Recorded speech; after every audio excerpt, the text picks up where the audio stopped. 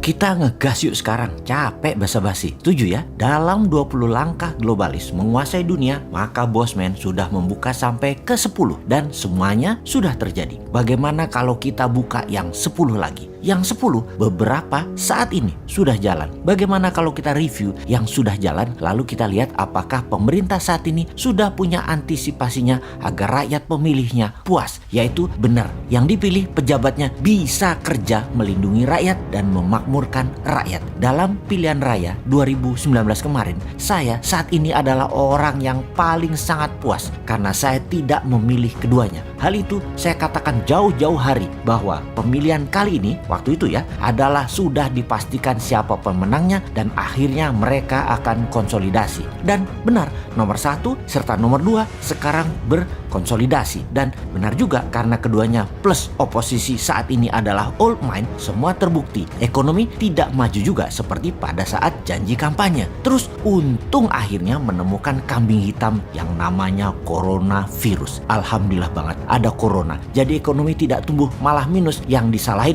corona. Wis, cocok iki. Jadi kita kembali ke topik utama tentang langkah globalis yang nanti mudah-mudahan sahabat bisa menilai sendiri apa yang terjadi dan apa yang dilakukan pejabat kepercayaan rakyat selama ini. Kita bicara gosip dulu. Enak bicara hal-hal yang abu-abu, bener deh. Kelihatan seperti kita percaya teori konspirasi dan menakut-nakuti. Padahal fakta yang kita angkat tetapi pakai pengandaian. Kita mengandaikan kita adalah globalis. Globalis cita-citanya ingin mengendalikan dunia. Maka apapun yang dibuat adalah untuk power jangka panjang globalis berkuasa. Maka kita sebar virus yang lebih mematikan sedikit daripada flu. Lalu kita sebar alat tes yang sangat sensitif. Jadi cepat terdata bahwa banyak yang terpapar dan terpaparnya sangat cepat. Lalu kita beri vaksin yang kemudian untuk mengetes efektivitas vaksin tersebut kita beri tes antigen yang low sensitivitasnya. Sehingga terkesan banyak yang sembuh karena vaksin tersebut. Dan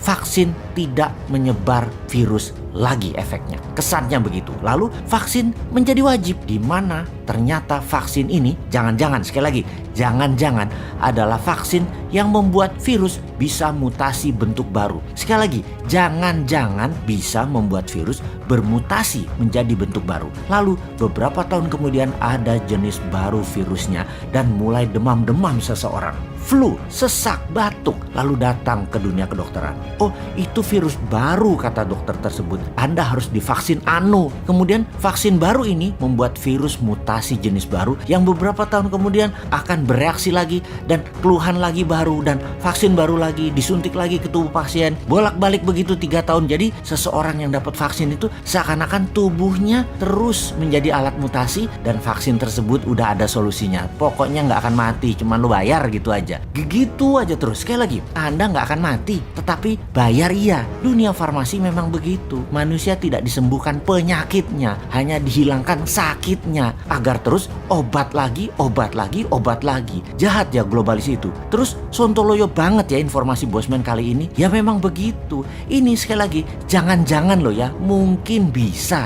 Ingat, berkali-kali kalimat itu diucapkan, yaitu jangan-jangan dan mungkin bisa. Jadi apa saran Bosman? Ya, pakai vaksin bukan dari bagian rencana globalis seperti vaksin Nusantara. Itu kalau pemerintah saat ini paham bernegara ala kekinian. Sekali lagi, pakai vaksin Nusantara. Pokoknya pakai vaksin bukan bagian dari rencana globalis. Dah itu aja. Jadi pejabatnya harus bukan agen kepentingan globalis, tetapi memang pro rakyat. Kalau sekarang pejabatnya cepet sekali actionnya dan terlihat memang jadi agen globalis kelihatannya. Kebijakan dan keputusannya kecenderung pro globalis. Itulah langkah ke-11 dari globalis, di mana langkah berikutnya ketika vaksin sudah disebar, virus corona terlihat tertaklukkan. Dunia farmasi akan terus memanen cuan untuk periode panjang virus corona yang berlapis tadi. Ya, jadi kemudian seperti flu, manusia akan selamanya bermasker sampai vaksin masuk ke tubuhnya dan vaksin-vaksin serial berikutnya ngantri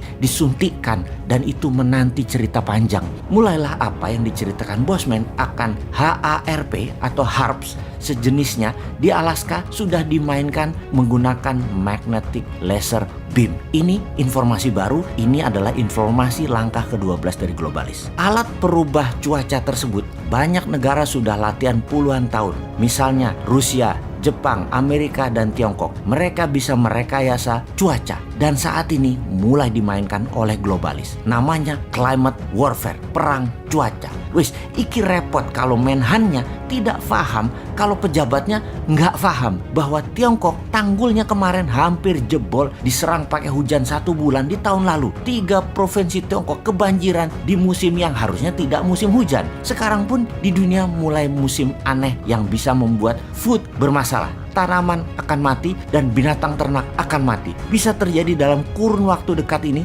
atau beberapa bulan ke depan akan mulai dimainkan. Memainkan arah angin itu bisa menyebabkan gempa. Bukan tidak masuk akal loh itu. Cuaca panas terik kali ini dan hujan serta dingin berlebihan mengacaukan food supply, di mana artificial food akan menggantikan semuanya. Siapa raja artificial food ini? Ya nggak salah. Siapa lagi? Ya globalis, yang salah satunya adalah Bill Gates. Mulai paham? Setelah vaksin, biological warfare. Perang apa lagi yang akan terjadi? Benar, climate warfare. Nah, jadi mulai paham kenapa New Mind bilang akan membuat Kementerian Peperangan, Ministry of War. Tuh bener deh, 2024 lama banget dan rindu akan masa depan nih gue nih. Aduh.